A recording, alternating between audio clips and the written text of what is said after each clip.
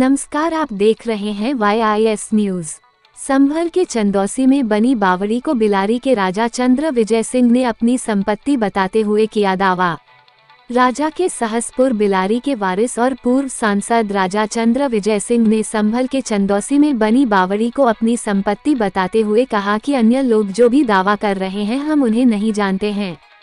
ये हमारे पुरखों की संपत्ति है और हम चाहते हैं कि पुरातत्व विभाग इसको अपने कब्जे में लेकर इसे पर्यटन स्थल के रूप में विकसित करे। इससे चंदौसी के लोगों को लाभ मिल सकेगा।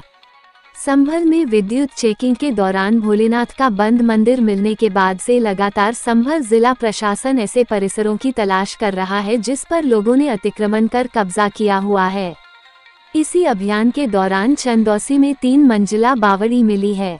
संभल जिला प्रशासन उसे बावली की खुदाई कर रहा है। इस मामले में पूर्व सांसद चंद्र विजय सिंह ने सामने आकर दावा किया है कि यह संपत्ति उनके पुरखों की है और वह चाहते हैं कि इसको सरकार अपने कब्जे में लेकर एक पर्यटन स्थल के रूप में विकसित करे ताकि पर्यटक यहां आए और चंदौसी के लोगों को इसका सीधा लाभ मिले। मुरादाबाद के राजा के सहसपुर बिलारी के वारिस और पूर्व सांसद राजा चंद्र विजय सिंह ने संभल के चंदौसी में बनी बावड़ी को अपनी संपत्ति बताते हुए कहा कि अन्य लोग जो भी दावा कर रहे हैं हम उन्हें नहीं जानते हैं। ये हमारे पुरखों की संपत्ति है और हम चाहते हैं कि पुरातत्व विभाग इसको अपने कब्जे में लेकर इसे पर्यटन स्थल के रूप में विकसित करे। इससे चंदौसी के लोगों को लाभ मिल सकेगा। संभल जिला प्रशासन बावली की खुदाई कर रहा है। इस मामले में पूर्व सांसद राजा चंद्र विजय सिंह ने सामने आकर दावा किया है कि यह संपत्ति उनके पुरखों की है। वह चाहते हैं कि इसको सरकार अपने कब्जे में लेकर एक पर्यटन स्थल के रूप में विकसित करे ताकि पर्यटक यहां आए और चंदौसी के लोगों को इसका सीधा लाभ मिले। चंदौसी में एक बावली मिली है जिसकी खुदाई जारी है और उस खुदाई में तिमंजिला एक बावली मिल रही है। अनोखी चीज़ है क्योंकि उत्तरी भारत में बहुत कम बावलियाँ हैं। ये ज़्यादातर इसका रिवाज राजस्थान, गुजरात आदि में होता है। तो कुछ लोग कह रहे थे कि वो हमारी है, हमारी है, हमारी है, और जो लोग ये कह रहे हैं उनसे मैं परिचित नहीं हूँ। इसकी सच्चाई ये है कि हमारे परिवार की बनाई हुई है, हमारे परिवार की मिल्कियत है और हमारे परिवार में इस टाइम हम 2 व्यक्ति हैं, एक मैं और एक मेरी छोटी बहन। तो ये बात स्पष्ट करनी थी कि हमारी है, हमारे परिवार की है, हमारे परिवार की बनाई गई है और हम ये चाहते हैं कि पुरातत्व विभाग इसे ले और इसका उद्धार करे और चंदौसी वासियों के लिए एक अच्छा पर्यटक स्थल बने। क्या आपकी और भी संपत्तियां हैं चंदौसी के अंदर, जैसे बावली निकली, इस तरह की कुछ और भी संपत्तियां हैं? आप साहब कौशल जी जैसे लोग हैं वो निकालेंगे कहीं ना कहीं से। हमें तो इसके बारे में, बावली के बारे में हमें सुना था मगर हमें ये नहीं मालूम थी कि इधर दबी हुई है। क्योंकि वहाँ जो मकान है वो हमारे बुज़ुर्ग ने बनाया था, राजा किशन कुमार सिंह साहब ने, और उनका वहाँ एक पत्थर भी है, कृष्ण निवास करके वो इमारत थी, एक कोठी थी और उसी प्रांगण के अंदर ये बावली थी। कुछ आसपास कब्जा भी है उस क्षेत्र में, सुना है।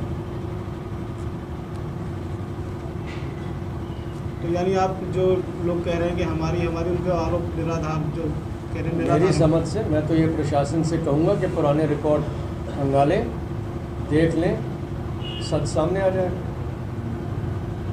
ये तो बच्चा वहाँ इलाके का सब जानता है कि किसकी है।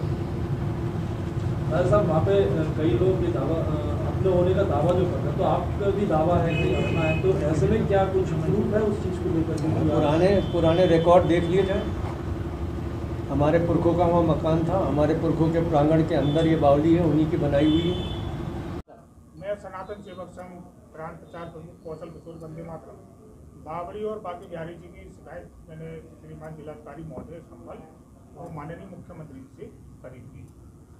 तो हमें जैसे जैसे पता चलता गया तो जो वहाँ बता रहे थे कि रानी सुरेंद्रवाला की है और 1870 की है, हमने भी ये बताई थी। लेकिन त्यों बावड़ी अंदर खुद रही है, उसके गर्भ में हमें जाने से पता चला और हमने इस बावड़ी की खोज भी करी लोगों से पूछकर और जो पुराने बुजुर्ग हैं कुछ किताबों के माध्यम से।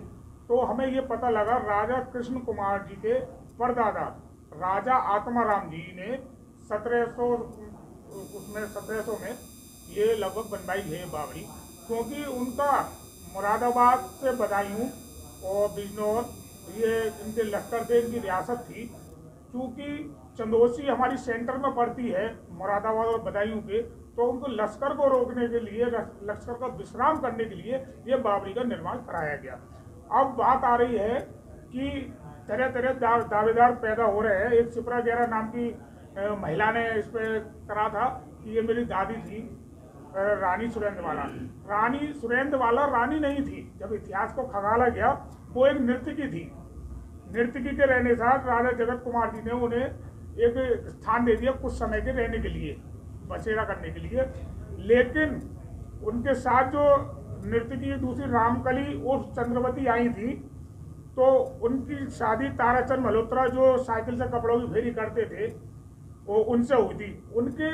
उनके बेटे हुए चमनलाल मल्होत्रा, विष्णु कुमार मल्होत्रा और फिर लल्ला बाबू, जो फर्जी तरीके से उस कोठी में जो राजा कृष्ण कुमार का निवास था उस पर काबिल हो गए थे।